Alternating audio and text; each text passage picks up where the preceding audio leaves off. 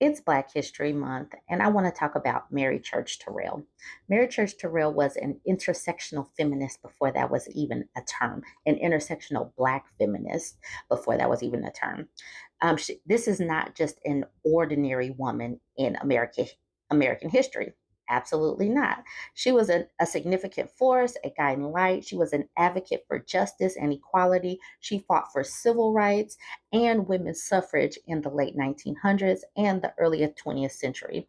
She was born September 23rd, 1863, in Memphis, Tennessee, in a society where one's skin color dictated their opportunities. She refused to accept this state of affairs, and she became the first African American woman to earn her college degree from Oberlin College in 1884.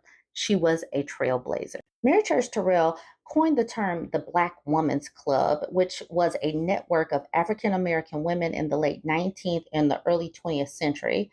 They operated as a crucial space for political, social, and cultural empowerment in an era when discrimination and racism led to the sidelining of African Americans. They did combine some of the clubs to become the National Association of Colored Women, and they had the saying, lifting as we climb.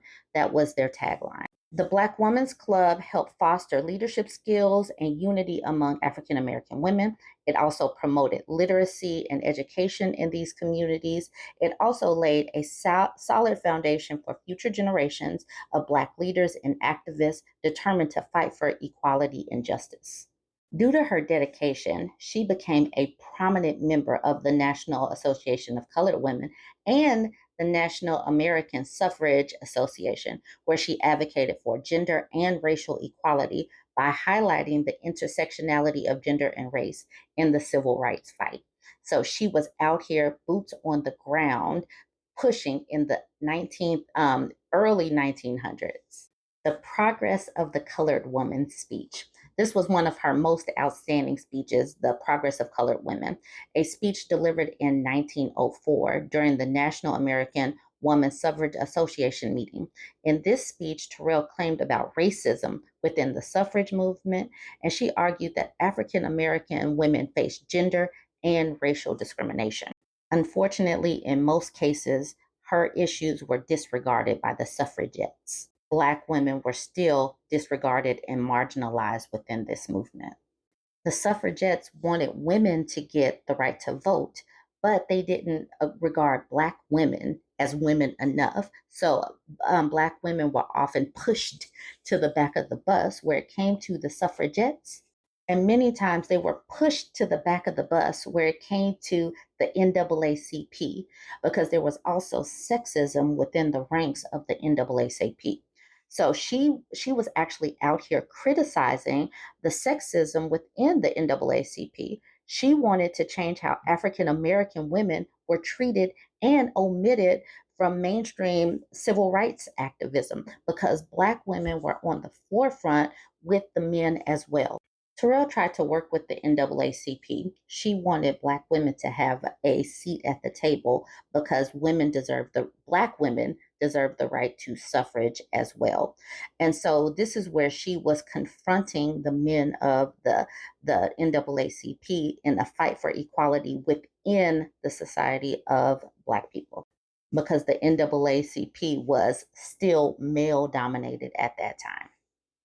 Even though intersectionality wasn't a term during her age, she was still speaking on the oppression and the intersectional oppression that she faced as a Black woman. Terrell recognized that people face vast forms of oppression concurrently, and she addressed these in her speeches and her writing. Throughout her life, she was active in the fight against lynching. She wanted to see reforms to the educational system so that Black boys and Black girls could get an education. She was an accomplished speaker. She was a writer, and she used her platforms to speak up against all forms of injustice and discrimination.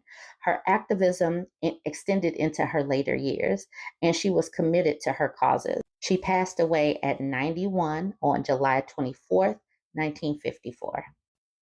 Mary Church Terrell is gone, but the work that she started is still ongoing.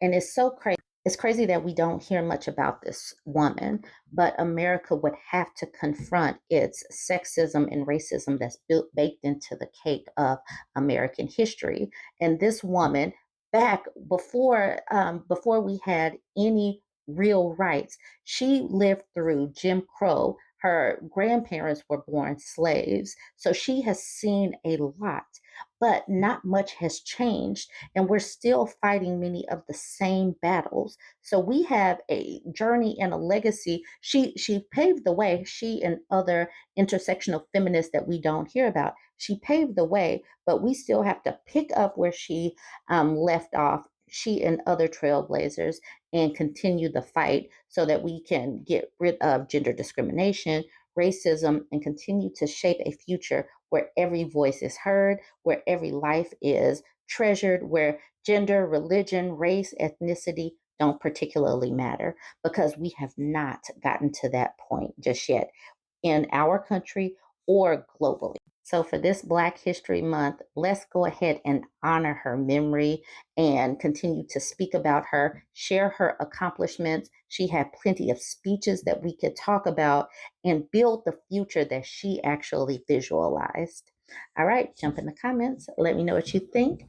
Don't forget to like, comment, and share.